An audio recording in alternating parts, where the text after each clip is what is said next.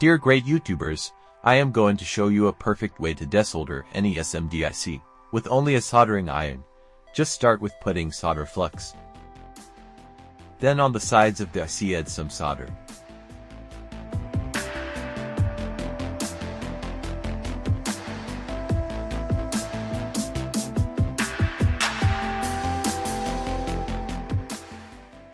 Heat each side and the IC will be removed. Clean the pads and add other soldering flux.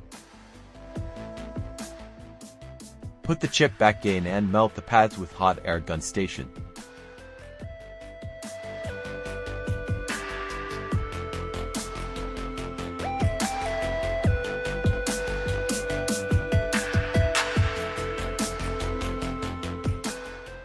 The IC will place itself. Voila! This is the result. See you again and don't forget to subscribe to this channel.